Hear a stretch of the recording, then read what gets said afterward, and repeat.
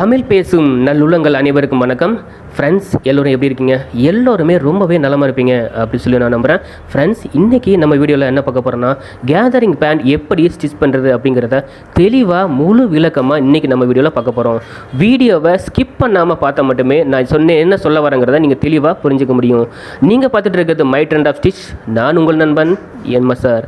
வாங்க இன்றைக்கி வீடியோக்குள்ளே போகலாம்.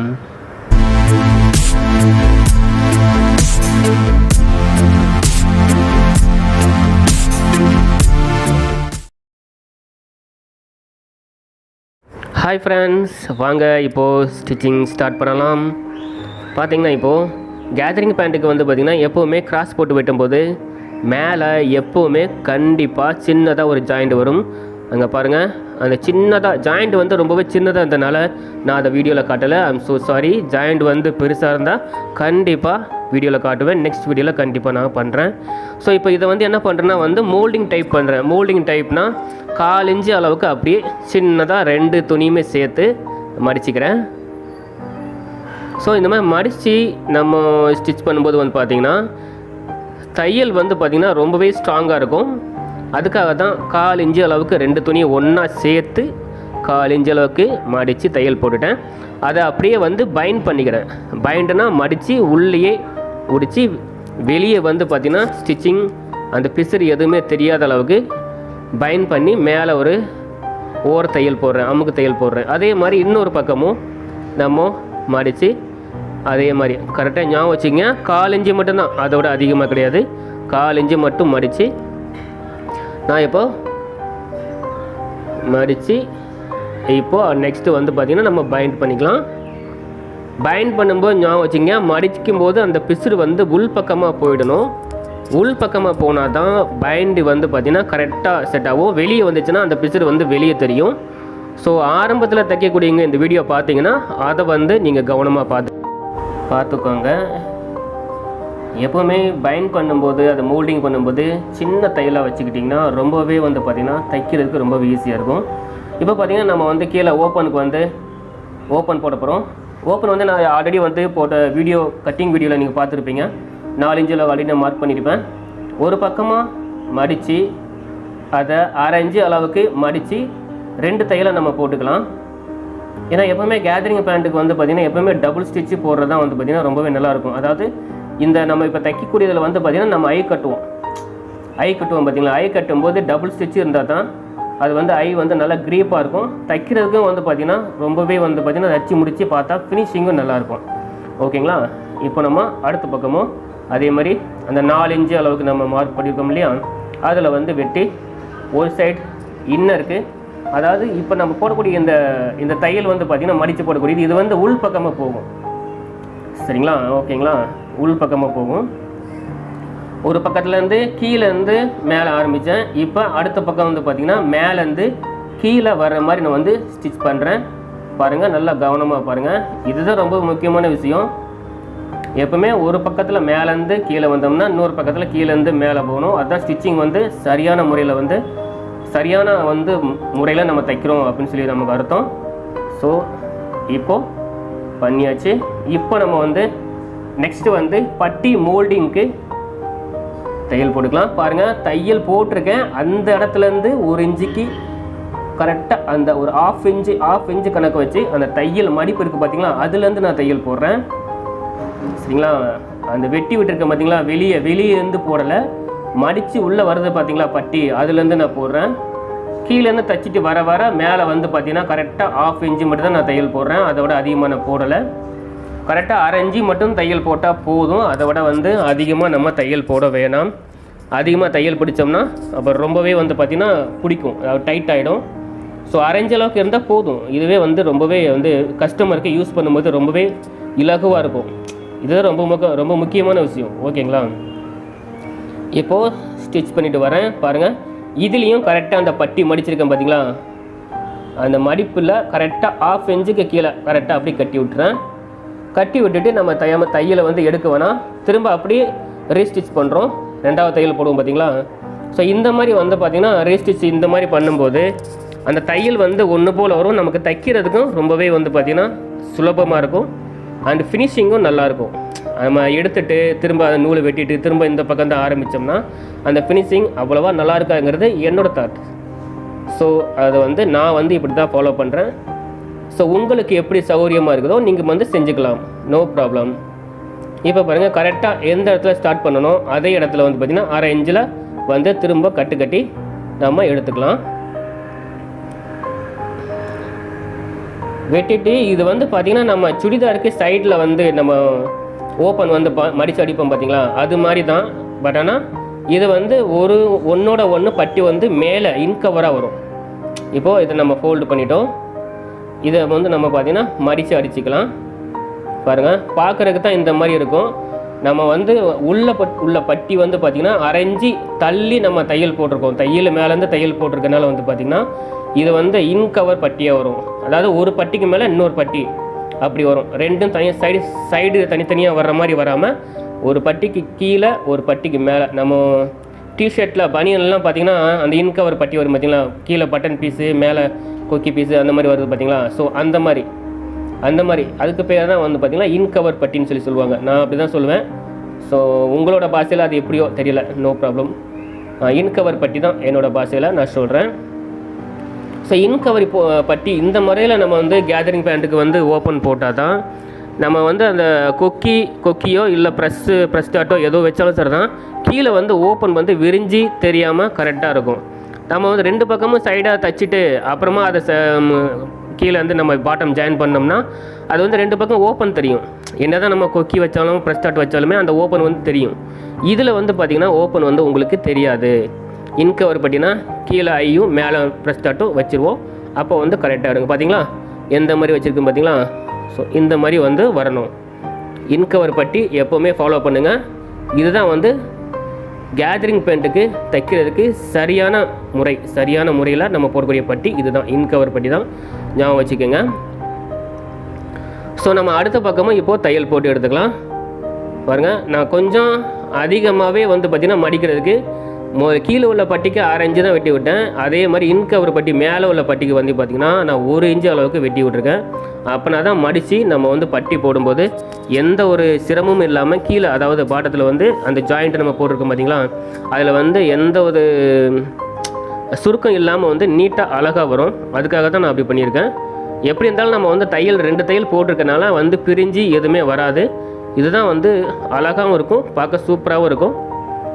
ஸோ அதுக்காக தான் வந்து உங்கள் எல்லாத்தையுமே வந்து பார்த்திங்கன்னா நான் இன்கவர் பட்டிக்கு ரெக்கமெண்ட் பண்ணுறேன். இன்கவர் பட்டி எப்போவுமே போட்டு ஃபாலோ பண்ணுங்கள் கேதரிங் பேண்ட்டுக்கு.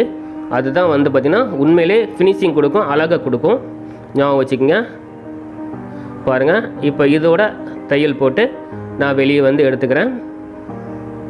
தையல் போடும்போது பார்த்திங்கன்னா ரொம்பவே கஷ்டமாக தான் இருக்கும், சிரமமாக தான் இருக்கும். சுருக்கு இல்லாமல் தையல் போடணும், கரெக்டாக வரணும் அப்படின்னு சிரமமாக தான் இருக்கும். பட் ஆனால் நமக்கு ஃபினிஷிங் வேணும் இல்லையா, நமக்கு தேவை ஃபினிஷிங் தான் முக்கியம், கஸ்டமருக்கு சாட்டிஸ்ஃபேக்ஷன் தான் முக்கியம். ஓகேங்களா, அதனால் நம்ம கொஞ்சம் கஷ்டப்பட்டாலும் பரவாயில்ல, நீங்கள் இதை ஃபாலோ பண்ணுங்கள். இன்கவர் பட்டி ஞாபகம் வச்சுக்கோங்க. ஓகேங்களா, இப்போது 2 பக்கமும் நம்ம இன்கவர் பட்டி போட்டு எடுத்தாச்சு. சூப்பராக பண்ணியாச்சுங்களா. ஓகே, அழகாக வந்திருக்குது. ஓகேங்களா, அடுத்து நம்ம இப்போது மேலே ஜாயிண்ட் பட்டி ரெடி பண்ணிக்கலாம்.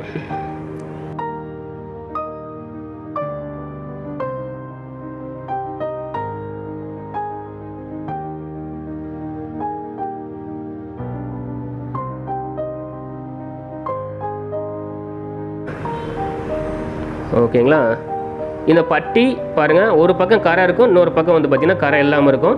ஸோ இந்த பக்கம் வந்து பார்த்திங்கன்னா கரை இருக்கிறனால அதை அப்படியே 2 பக்கமாக பிரித்து விட்டு அதை அப்படியே மடித்து தையல் போட்டுக்கிறேன். ஸோ இந்த முறையில் ஃபாலோ பண்ணால் தான் வந்து பார்த்திங்கன்னா உங்களுக்கு வந்து பேண்ட் வந்து பார்த்திங்கன்னா கேதரிங் பேண்ட் ஃபினிஷிங் நல்லாயிருக்கும். ஓகேங்களா, ஓகேங்க, அழகாக வந்துருக்குங்களா. ஸோ இதை நீங்கள் ஃபாலோ பண்ணுவீங்கன்னு நினைக்கிறேன். நம்ம அடுத்த பக்கமும் அதே மாதிரி தையல் போட்டுக்கலாம். இந்த அடுத்த பக்கம் தையல் போடும்போது வந்து பார்த்திங்கன்னா நம்ம வந்து நாடாக கொடுக்குறக்காண்டி வந்து மேலே வர இடத்துல ஒரு 1.25 இன்ச்சு வந்து நான் கேப் விடுவேன். பாருங்கள், அது எப்படி பண்ணுறேன்னு பாருங்கள். கீழே தைக்கும்போது அப்படியே ஒரே மாதிரி தான் ஆரம்பிக்கிறேன். கரெக்டாக மேலேருந்து வரும்போது ஒரு 3 இன்ச்சுட்டு நிப்பாட்டிட்டேன். பாருங்கள், நிப்பாட்டிட்டேன். கட்டிட்டு திரும்ப ஒரு 1.25 இன்ச்சு கேப் விட்டேன். திரும்ப ஒரு 2 இன்ச்சுக்கு பிடிக்கிறேன். ஓகேங்களா? ஸோ இந்த மாதிரி பண்ணும்போது வந்து பார்த்திங்கன்னா நாடா வந்து நம்ம தைக்கும்போது உள்ளேயே இன்கவராக வந்துடும், வெளியேருந்து வர தேவையில்லை, உள்ளேயே வந்துடும். பாருங்கள், கரெக்டாக 1.25 இன்ச்சு கேப் வச்சுருக்கேன். ஸோ இதே மாதிரி நீங்கள் பண்ணிங்கன்னா உங்களுக்கு நல்லாவே வந்து சூப்பராக ஃபினிஷிங் கொடுக்கும். இதை ஞாபகம் வச்சுக்கங்க. பார்த்தீங்களா, கரெக்டாக 1.25 இன்ச்சு. இப்போது இந்த பக்கம் வந்து பார்த்திங்கன்னா கரை இல்லாதனால அதை மடித்து நான் வந்து இப்போ தையல் போடுறேன். ஸோ நமக்கு வந்து ஃபினிஷிங் வரணும், அதுக்காக வந்து நம்ம கொஞ்சம் ஹார்ட் ஒர்க் பண்ணாலும் ஒன்றும் தப்பு இல்லை. ஸோ அழகாக வந்துடுச்சு. இப்போ அதே மாதிரி இன்னொரு பக்கமும் வந்து பார்த்திங்கன்னா நம்ம மடித்து தையல் போட்டு மேலே எடுத்துக்கலாம். மேலே எடுத்துகிட்டு நம்ம நாடா ரெடி பண்ணிக்கலாம்.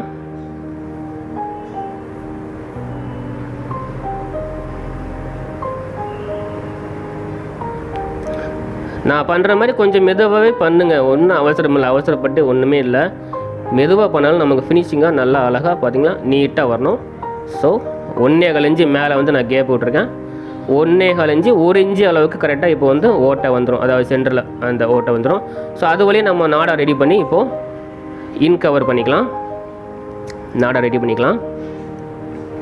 நாடா ஜாயின் பண்ணும்போது எப்போவுமே உள்ளே ஜாயின் பண்ணும்போது ஒரு 2 தையல் போட்டுக்கிற நல்லது. ஒவ்வொரு தையல் போட்டோம்னா சம்டைம் கஸ்டமர் வந்து அவங்க யூஸ் பண்ணும்போது இழுத்து கட்டினாங்கன்னா டப்புன்னு தெரித்து ஓடி வந்துடும் இல்லையா, அதுக்காக தான் சொல்கிறேன். 2 தையல் போடுறது உண்மையிலே ரொம்பவே நல்லது.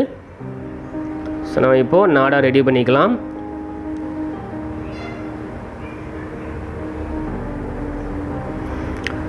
நாடா பண்ணும்போது வந்து பார்த்திங்கன்னா இன்ஃபோல்டு 4 மடித்து அதை கரெக்டாக ஒன்று போல் கரெக்டாக வந்து அதை ரொம்ப 1/2 இன்ச்சுக்கு மேலே இல்லாமல் பார்த்துக்குங்க. யார் பண்ணாலும் சரி தான், இந்த வீடியோ பார்க்குறோங்க யார் பண்ணாலும் சரி தான், நாடா வந்து கரெக்டாக 1/2 இன்ச்சுக்குள்ளே மடித்து கரெக்டாக ரெடி வந்தால் போதும். அதை விட அதிகமாக வந்து தேவையில்லை. அதை விட அதிகமாக இருந்துச்சுன்னா நல்லா இருக்காது, ரொம்பவே ஃபினிஷிங் நல்லா இருக்காது, லுக்கும் நல்லா இருக்காது. ஸோ அதுக்காக தான் சொல்கிறேன். நாடா வந்து இப்போது நான் பண்ணுற பாருங்க, ஒரே மாதிரி பண்ணுறேன். ஃபஸ்ட்லேருந்து எண்டு வரைக்கும் ஒரே மாதிரி வரணும், சின்னதாகவோ பெருசாகவோ இல்லாமல் 2 பக்கமும் ஒரே மாதிரி வரணும். அப்போ தான் வந்து பார்த்திங்கன்னா எப்போவுமே வந்து ஃபினிஷிங் நல்லாயிருக்கும் அப்படிங்கிறது என்னோடய அபிப்பிராயம். ஜாயிண்ட் வர இடத்துல மறக்காமல் வந்து கட்டு கட்டிடுங்க. நான் 2 தையல் போட்டிருக்கேன், கட்டணும் தேவையில்லை. அப்படி கட்டணும் தேவைப்பட்ட கட்டிக்கலாம். அதுக்காக தான் கட்ட தேவையில்லை அப்படிங்கிறனால தான் வந்து பார்த்திங்கன்னா நான் உள்ளே 2 தையல் போட்டுட்டேன்.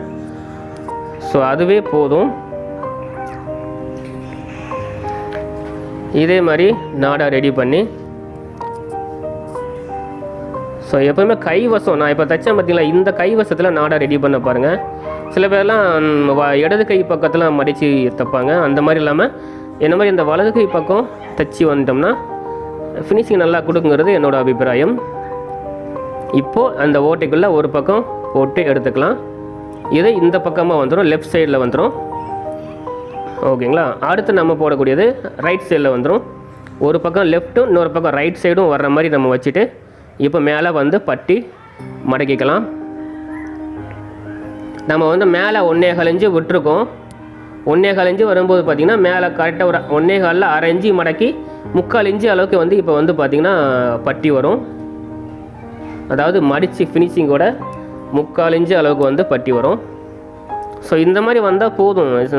1 இன்ச்சுக்கு 1.5 இன்ச்சுக்கெல்லாம் வந்து பட்டிலாம் தேவையில்லை, 3/4 இன்ச்சு நம்ம வந்தால் போதும். ஏன்னா நம்ம நாடா வந்து ரொம்ப சின்னதாக தானே நான் கொடுக்குறோம், ரொம்ப பெருசாகவும் கொடுக்குறதில்ல, அது ஃபினிஷிங்கும் நல்லாவும் இருக்காது. இதுதான் நம்ம வெட்டக்கூடிய அளவு, அதுலேருந்து நம்ம பிடிக்கக்கூடிய அளவு இதுதான். இதை விட அதிகமாக பட்டி மடக்க தேவையில்லை. பாருங்கள், நான் பண்ணக்கூடிய விஷயங்களை கவனமாக முழுசாக பாருங்கள். பாதியிலே ஸ்கிப் பண்ணிட்டு போனீங்கன்னா நான் என்ன பண்ணுறேங்கிறது உங்களுக்கு வந்து தெரியாமலே போயிடும். எது பண்ணாலும் நம்மளோட வீடியோவில் எந்த வீடியோ நீங்கள் பார்த்தாலும் தயவு செஞ்சு முழுமையாக பாருங்கள். செயலில் மட்டும் இல்லாமல் சில விஷயங்கள் பேசிகிட்டே வந்து உங்கள்கிட்ட நான் சில விஷயங்கள் உங்களை அறிவுரைகள்லாம் சில விஷயங்கள்லாம் நான் சொல்லுவேன். ஸோ அதையும் வந்து நீங்கள் வந்து கேட்டு நீங்கள் தெரிஞ்சுக்கலாம், அதுக்காக தான் நான் சொல்கிறேன். ஸோ இப்போது பட்டி வந்து பார்த்திங்கன்னா நம்ம இப்போ தச்சு முடிக்க போகிறோம். அழகாக நம்ம பண்ணி முடித்தாச்சு. நம்ம இந்த பட்டி மடிக்கும்போது பார்த்திங்கன்னா உண்மையிலே ரொம்ப ஒரு முக்கியமான சில விஷயம் நம்ம கவனிக்கணும். நம்ம உள்ளே கொடுத்துக்கிற கயிறு வந்து பார்த்திங்கன்னா தையலில் மாட்டிக்கிறாமல் இருக்கணும். ஏன்னா எங்கேயாச்சும் சில இடத்துல ஒரு நூல் மாட்டினா கூட அது கயிறு வந்து நம்ம கட்ட முடியாது. ஸோ இந்த மாதிரி வரணும். பட்டி இப்போ தச்சு எடுத்தாச்சுங்களா. வேறு எங்கே போக மீதியை நம்ம வெட்டிக்கலாம். அதாவது தச்சு முடிஞ்ச அளவு கூட வந்து பார்த்திங்கன்னா 2 பக்கமும் ஒரு 6-6.5 இன்ச்சு பட்டி அந்த கயிறு வந்து நீளம் வந்தால் போதும். அதை விட அதிகமாக தேவையில்லை. ஸோ அந்தளவு கரெக்டாக வந்தால் போதும். ஸோ இப்போ சென்டரை மடித்து நான் வந்து தையல் போட்டேன். இது எதுக்காகனா நம்ம கட்டும்போது வந்து பார்த்திங்கன்னா 2 பக்கமும் ஈவனாக அந்த கயிறு வந்து இழுத்து கொடுக்கும். ஓகேங்களா. ஸோ இதுதான் சரியான முறை. இப்போ நம்ம வந்து பார்த்திங்கன்னா பேண்ட்டை பட்டியோட ஜாயின் பண்ணிக்கலாம். ஓகேங்களா. நான் வந்து கட்டிங் வீடியோவில் ஆல்ரெடி நான் உங்கள்கிட்ட சொல்லியிருந்தேன். இப்போ வந்து நம்ம ஃப்ரண்ட்டு பேக் எதுன்னு பார்க்கணும். அதுக்கேற்ற மாதிரி வந்து நம்ம கொடுக்கணும். இன்கவர் பட்டியில் வந்து நம்ம மேலே வரக்கூடியது தான் முன்பாகம் வரக்கூடியது பாருங்கள். அது வந்து உள்ளே போகக்கூடியது. இப்போ காட்டுறது நம்ம உள்ளே போகக்கூடியது. ஸோ அதை வந்து பின்னாடி போட்டுட்டு வெளிப்பக்கம் இன்கவர் பட்டியில் மேலே வரக்கூடியதை பாகம் அதாவது திருப்பி போட்டு நம்ம இப்போது சுருக்க வைக்க போகிறோம். சுருக்கம் வந்து பார்த்திங்கன்னா நான் வந்து ஆல்ரெடி கட்டிங் வீடியோலேயே வந்து நான் சொன்ன மாதிரி வந்து சொல்லியிருப்பேன். சுருக்கம் வைக்கிறதுக்காண்டி வந்து பார்த்திங்கன்னா ஒன்லி ஒரு 5 இன்ச்சு மட்டும் தான் எக்ஸ்ட்ரா விட்டுருப்பேன். இடுப்பு சுற்றளவு 35 இன்ச்சு உங்கள்கிட்ட நான் ஆல்ரெடி சொல்லியிருக்கேன் கட்டிங் வீடியோவில். அதே மாதிரி 35ங்கும் போது வந்து பார்த்திங்கன்னா 45 இன்ச்சு வந்து பார்த்திங்கன்னா பட்டி இருக்கும். அதாவது மேலே பெல்ட்டு. அது போக மிஞ்சி பண்ணால் ஒரு 4 சுருக்கம் மட்டும் தான் வரும். அதோட அதிகமாக வராது. இந்த சுருக்கம் கூட வந்து பார்த்திங்கன்னா முன்னாடி மட்டும் தான் வரும், பின்னாடி வராது. கரெக்டாக ஜாயிண்ட்லேருந்து ஒரு 3 இன்ச்சு தாண்டி வைக்கிறேன். திரும்ப முடிக்கும்போது அந்த 3 இன்ச்சுக்குள்ளேயே நான் வந்து 4 சுருக்கம் வச்சு முடிச்சிருவேன். அதான் ஃபினிஷிங் வந்து அப்போ தான் கரெக்டாக இருக்கும்.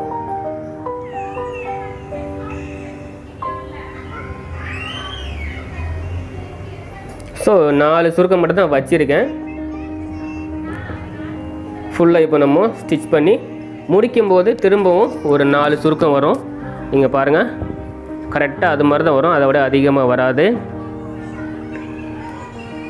பட்டி கேதரிங்கை வந்து பார்த்திங்கன்னா நம்ம முதல்ல வந்து நான் கட்டிங் வீடியோவில் சொல்லியிருப்பேன். எப்போயுமே வந்து ஃப்ரண்டில் தான் வந்து சுருக்கம் வைக்கணும். சைடில் தெரியாமல் வந்து சைடில் சுருக்கம் வச்சிடக்கூடாது. அப்படி சைடில் சுருக்கம் வச்சோம்னா கேதரிங் பேண்ட் மாதிரி இருக்காது, அது வந்து செமி பட்டியாலா பேண்ட் மாதிரி ஆகிடும். இப்போது சென்ட்ரு கரெக்ட் பண்ணியாச்சு, அழகாக வந்திருக்குது. 4 சுருக்கம் தான் வச்சேன், அதுவே சென்ட்ரு கரெக்டாக வந்திருக்குது. இந்த பக்கம் 4 இன்ச்சு, இந்த பக்கம் 4 சுருக்கு, அந்த பக்கம் 4 சுருக்கு, கரெக்டாக 5 இன்ச்சு சரியாக போகும். ஓகேங்களா. அதை விட அதிகமாக தேவையில்லை. 5 இன்ச்சு நம்ம விட்டுருக்கோம்னா அவ்வளோ போதும். இன்னும் நம்ம நிறையா லூஸ் வேணும் அப்படிங்கன்னா நம்ம வந்து கட்டிங்கில் வந்து பார்த்திங்கன்னா துணி கொஞ்சம் அதிகமாக வச்சுக்கணும். இப்போ 4 வச்சுருக்கேன்னா அதே மாதிரி இந்த பக்கமும் 4 சுருக்கம் மட்டும் வரும். பாருங்கள், கரெக்டாக 4 சுருக்கம் தான் வரும். அதே இடத்துல எந்த இடத்துல முடிச்சுக்கணும் அதே மாதிரி இந்த இடத்துல நான் ஸ்டார்ட் பண்ணுறேன். 4 சுருக்கம் அந்த கேப்புக்குள்ளே 2 பக்கமும் வைக்கும்போது ஒரே மாதிரி வர்ற மாதிரி பார்த்துங்க. தயவு செஞ்சு புதுசாக தைக்கிறவங்க இந்த வீடியோ பார்த்தீங்கன்னா சுருக்கம் வைக்கும்போது 2 பக்கம் ஒரு பக்கம் தள்ளி ஒரு பக்கம் முன்னாடியே வந்துடக்கூடாது. 2 பக்கமும் ஒரே மாதிரி வரணும். ஸோ அந்த மாதிரி வந்து நீங்கள் வந்து சுருக்கம் வச்சு பழகுங்க. நம்ம வைக்க போகிறதே 4 சுருக்கம் தான். அதுக்கேற்ற மாதிரி வந்து பார்த்திங்கன்னா நீங்கள் பார்த்து கரெக்டாக வச்சு பழகுங்க. இப்போது நம்ம தையல் போட்டாச்சு. இந்த பக்கம் 4, இந்த பக்கம் 4, கரெக்டாக ஒரே அளவு வந்திருக்குது. ஓகேங்களா, சூப்பராக வந்துருக்குங்களா. நம்ம இப்போது தச்சு பேண்ட்டை திருப்பி எடுத்து ஃபினிஷிங் எப்படி வந்திருக்குன்னு பார்க்கலாம். ஓகேங்களா, சூப்பராக தைச்சிங்களா, அழகாக வந்திருக்குங்களா. ஸோ பாருங்க, அந்த நான் உள்ளே வச்ச நாடா வந்து பார்த்திங்கன்னா வெளியே தெரியாமல் ஃபினிஷிங் எவ்வளோ அழகாக வந்திருக்க பாருங்கள். ஸோ இந்த மாதிரி நீங்களும் செய்ய கற்றுங்க. சுருக்கம் பாருங்கள், சென்ட்ரு இந்த பக்கமும் இந்த பக்கமும் 4 சுருக்கு கரெக்டாக பர்ஃபெக்டாக வந்திருக்கு. ஸோ கேதரிங் பேண்ட் அழகாக சூப்பராக இந்த வீடியோவில் எப்படி தைக்கிறதுன்னு சூப்பராக பார்த்துட்டோம். ஸோ இதே மாதிரி நீங்களும் செய்வீங்க அப்படின்னு சொல்லி நம்புகிறேன். ஓகே ஃப்ரெண்ட்ஸ், நீங்கள் பார்த்த இந்த வீடியோ உண்மையிலே என்ஜாய்ஃபுல்லாக இருந்திருக்கும் அப்படின்னு சொல்லி நான் நம்புகிறேன். ஸோ இந்த வீடியோ பிடிச்சிருந்தா அந்த வீடியோவுக்கு மறக்காமல் உங்களோட லைக்கை கொடுத்துருங்க. ஸோ இப்போ வரைக்குமே நம்ம சேனலை சப்ஸ்கிரைப் பண்ணாமல் இருந்தீங்கன்னா மறக்காமல் சப்ஸ்கிரைப் பண்ணி நம்ம சேனலுக்கு உங்களோட ஆதரவு எங்களுக்கு கொடுங்க. இன்னொரு வீடியோவில் சந்திக்கிறேன். நன்றி, வணக்கம்.